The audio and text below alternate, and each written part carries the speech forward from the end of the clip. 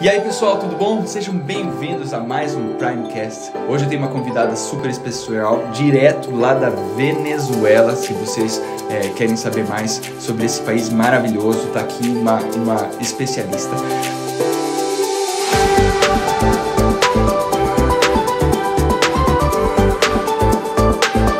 Tá aqui a Mari Balesta, e diretora de inovação e digital da Stefanini, para conversar com a gente hoje um pouquinho sobre ESG. O que é essa sigla? O que isso significa no dia a dia das empresas e o que isso vai impactar o seu futuro? Como isso vai transformar o amanhã das empresas? Mari, seja muito bem-vinda. Muito obrigado por você aceitar essa nossa conversa aqui, né? E é muito legal a gente poder trocar essa ideia sobre ESG. E eu já queria começar perguntando, né? Mari, o que é ESG para quem está nos ouvindo, né? Porque há muito misticismo em cima de ESG e entender o que é isso eu acho que é fundamental. Bom, eu vou trazer a provocação além de ESG, mas eu vou falar do conceito de ESG primeiro, porque para poder colocar todo mundo na mesma página. Então, são siglas que têm a ver com sustentabilidade em três grandes dimensões. Primeiro, o ambiente, que é o E, e aí tudo que se relaciona a cuidar desse meio ambiente, né? Os impactos que a gente tem no meio ambiente, seja pela emissão de gases de carbono, outras atividades que estão, de alguma forma, fazendo impacto dentro desse contexto. Depois temos a letra S, né? A S, diferente do que o pessoal imagina, que é desenvolvimento de colaboradores, ou só sociedade, em realidade é todo o contexto de pessoas. Como a gente faz inclusão, diversidade, desenvolvimento de comunidades e como a gente, como sociedade, se ajuda uns aos outros. Então é muito maior do que só treinamento, educação, né? Muito bom. E aí tem o G, que é como as empresas criam práticas para poder fazer que a gente contribua para essa sociedade melhor como um todo. Então, esse é o conceito. Agora, qual é a provocação? A gente tem que pensar que no futuro não haverá um segmento sustentável. Tudo será sustentável ou não existirá. Então, a gente precisa pensar em novas lógicas de valor compartilhado, que é a evolução de sustentabilidade. É como a gente cria a partir de inovação, novas capacidades desde zero. Não é como a gente mitiga, e sim como a gente cria novas lógicas que nos façam sobreviver como humanidade, que nós não temos mais tempo para perder.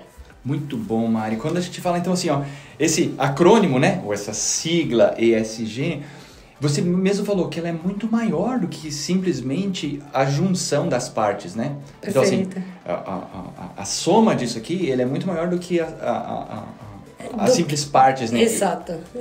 O ambiente, o social e o governance, né? Que seria a governança corporativa. Porque dentro de critérios de governança tem, né? Muitas coisas aí de como as empresas e os governos funcionam. Sim. Para que as outras dimensões elas sejam viáveis. Muito bom, Mari. E aí, sim, então, aqui, obviamente, nós estamos falando de uma mudança de cultura até, né? De enxergar a empresa e o ambiente que a gente está envolvido culturalmente. Porque eu costumo dizer, né, que não tem como o governo não ser o reflexo de uma população.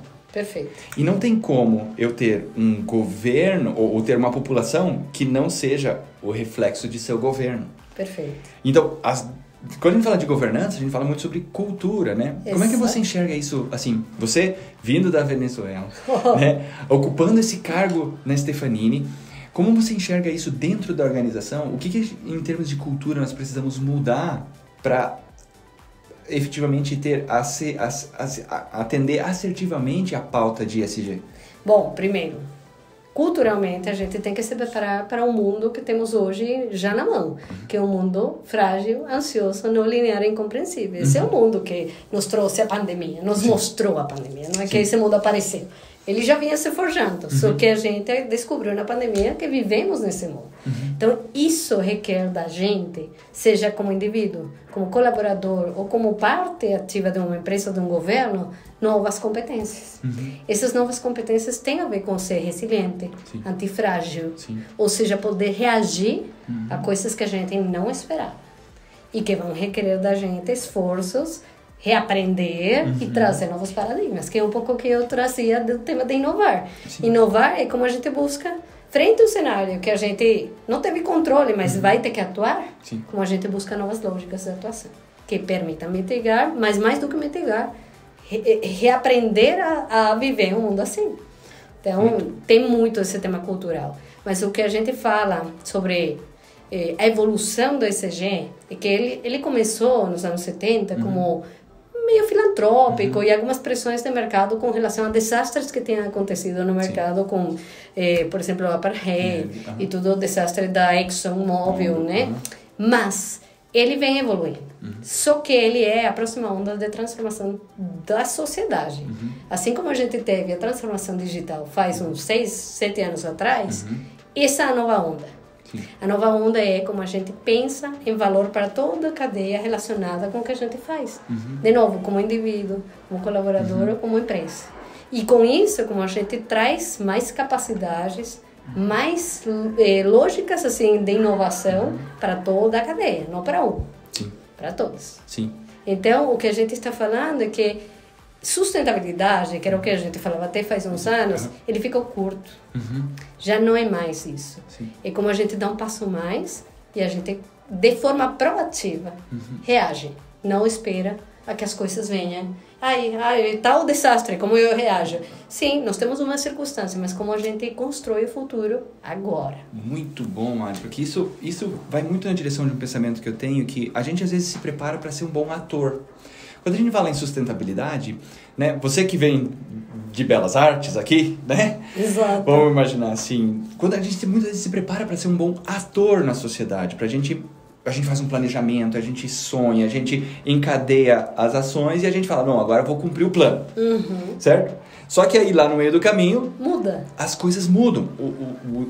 O que você planejou não vai sair exatamente como você imaginou.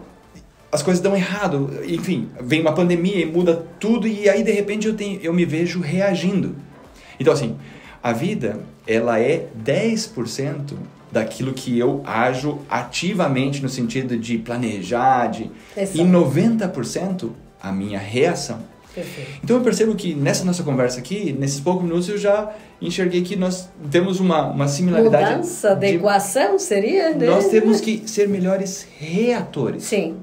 Como que eu reajo melhor? Porque geralmente as pessoas, quando em confronto com a realidade, quando alguma coisa acontece que não estava no planejado, as pessoas reagem mal.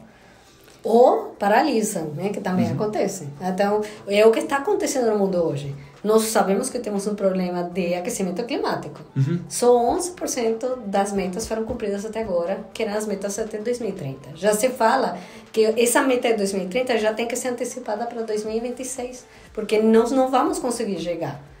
Só que estamos paralisados, os governos não conseguiram atuar, as empresas estão discutindo ainda como atuar, então nós precisamos sair dessa parálise. Sim. Essa parálise nos faz reativos. Sim. E nós não temos na visão do que está acontecendo no mundo mais capacidade de ser reativo, a gente tem que ser proativo.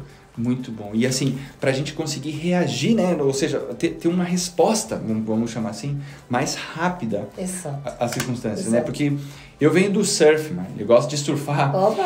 E assim, e no surf, você vê uma onda no horizonte, você não surfa a onda que não se formou. Exato. Certo? Você só consegue surfar uma onda que se formou. Quando ela se forma, hein? Só que quando ela está se formando, eu olho para aquela característica de onda e eu me antecipo. Porque se eu ficar esperando aquela onda chegar até mim e eu tentar remar, eu vou tomar uma vaca, que a gente chama. A gente vai tomar um caldo da onda. E aí não vai ser bom. Eu preciso me antecipar a onda para quê? Para que eu consiga surfá-la. Exatamente isso. Inclusive, na minha palestra de hoje, eu mostrei uma onda. Eu mostrei alguém surfando a onda. A primeira onda, que foi a da transformação, a gente fez muito mal. Essa adaptação. Que foi tentar, em um mundo digital, reagir. Sim. A gente reagiu tarde. Mas, assim, tentou se equilibrar. Uns caíram, outros conseguiram até se manter. Mas, assim, foi difícil. Então, o que eu estou falando? Nós temos a segunda onda. A segunda onda é esse tema de ser sustentáveis. Sim. Então, nós não podemos esperar a onda vir e nos tombar, né? Isso, e de novo tomar um caldo, né? Temos que aprender do que a gente já passou na visão de transformar. Então, agora, o desafio, ele é bem maior. Porque não é só transformar uma organização e seus resultados. Sim. É transformar o mundo onde a gente vive. E a responsabilidade de a gente ter um mundo. Eu acho que isso, Mário, você falou uma coisa que talvez se a gente não se atentar para esse tema de ESG, a gente pode não ter um mundo para viver. Perfeito. A gente Então, pode ter o desafio é bem maior. Isso, o desafio é como que a gente encerra, né, com esse aquecimento global que está acontecendo. A gente vê geleiras, inclusive, na Venezuela, né? Você pega lá em Mérida. É Mérida. Você vai encontrar lá o gelo, aquele iceberg está ficando cada vez menor. 20 anos atrás a gente tinha um glaciar espetacular. Hoje é raríssimo ver neve, né, no próprio glaciar, assim. Então, temos uma situação. E aquecimento é um ponto. Isso, então... Mas a gente não está falando dos 17 ODS, né? Que são os objetivos que a gente tem. Muito bom. E eles são interligados. Isso. Então, você mexendo em biosfera, você está mexendo nas capacidades econômicas e sociais da humanidade. Então, não dá para trabalhar um versus o outro. Ou a gente trabalha todos, ou a gente não vai ter, de novo, futuro.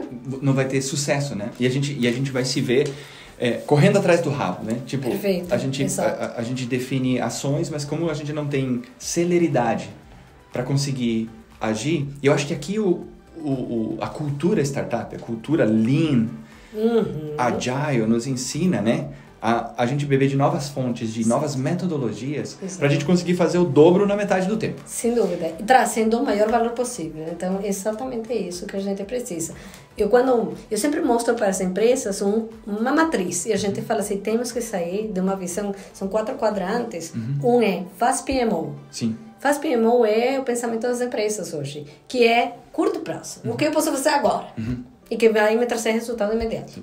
Só que a gente tem que mudar para o quadrante de cima, que é certo grau de incerteza, porque nós vivemos em um mundo incerto, mas trazendo o maior valor possível. Sim. Então, às vezes, é um pensamento mais longo prazo, com ações sim imediatas, só que com um propósito de longo prazo, que a gente não perde de vista. Então, a gente vai para uma visão de Lean MVP. Exatamente muito isso. Bom, né? E é assim, aí a gente não adequa, né? Porque eu muitas vezes percebo, né, nessas agendas de copy, né? Que muitas vezes a gente acaba adequando os nossos sonhos às nossas circunstâncias. A gente fala assim, ó, não deu, então vamos adequar aqui o sonho, não vai dar para chegar aqui em 2030, vamos chegar em 2050. Exato. A gente fica tentando adequar. E a gente deveria, em vez da gente adequar esse nosso sonho de chegar a uma neutralização de carbono até 2030, não adequar a circunstância que a gente tem, mas adequar as nossas convicções hoje a respeito de onde a gente quer chegar. Perfeito. Porque essas convicções a respeito da pauta de ESG vão levar a gente na direção correta. Exatamente. Só que hoje, como eu tô com convicções diferentes, não faz muito problema eu emitir esse gás aqui. Eu me recupero. Essa convicção vai fazer com que eu tropece amanhã. Então, eu preciso adequar as minhas convicções a respeito do meu destino. Exatamente. Né? E isso vai fazer com que mude o nosso meio ambiente, que mude a nossa sociedade. E mude não só a empresa que a gente está, mas todo o nosso entorno, né? Todo esse nosso micro-universo, né? Eu gosto daquela teoria da espuma, né? Das nossas bolhas, né? Que a gente então agora começa a fundir nossas bolhas e a gente passa a virar essa grande espuma, né? Porque senão a gente fica pensando só a nossa bolha também, né? Só a minha empresa aqui ou a sua lá. Mas como é que a gente pode junto, né? Quebrar essas bolhas, ou seja, nos unir para a gente ter mais impacto. E cobertura. E era um pouco também o que eu falava hoje. Como você consegue, com desafios tão complexos, tão interconectados, reagir? Seja como indivíduo, seja como empresa. Se associando. Sim. Não tem como. A gente tem que conformar ecossistemas. Estamos em uma economia de ecossistemas já. Sim. É uma nova economia. É que a gente ainda não entendeu. Que o movimento é como eu crio capacidades de novo, associativas e que eu consigo construir muito mais, chegar a novos mercados, mas também trazer novas lógicas de atuação com outros. Muito. Então, por isso que a gente chama de valor compartilhado essa nova onda de ESG. Sim. Porque é uma cadeia de valor que compartilha os mesmos valores e, obviamente, premissas de atuação. Muito bom. E que juntos estão fazendo a diferença. Então, pessoal, não é a respeito da gente fazer sozinho, é a respeito da gente se associar. Para a gente conseguir cumprir as pautas que a gente tem, o desafio não é individual, o desafio é coletivo. Nós precisamos aprender a nos relacionar melhor, a gente juntar mentes, né, para que a gente tenha um poder de processamento maior. É a respeito da gente emprestar quantos cérebros forem precisos para a gente realizar o que a gente precisa, porque a gente usa então o nosso cérebro e todos que a gente puder tomar emprestado. Mari, como é que as pessoas podem se conectar com você nas redes sociais? Olha, LinkedIn eu recomendo, porque eu sou super ativa no LinkedIn, não é que as outras não, mas eu prefiro no LinkedIn. É Mari com Y, Balesta, com 2 L's, eu sei que é difícil meu sobrenome, mas é a vida, né? Só o problema é ser gringa. Mas Mari Balesta, estou ali, aí pode me contatar, eu sou uma pessoa que atende sempre, então fico super à disposição. Muito obrigado. Pessoal, nós não vamos para frente competindo, nós vamos colaborando. Mari, é muito bom encontrar uma mente como a sua aqui. Espero que a gente vá conectado para o futuro. E, gente, nos vemos no próximo Primecast.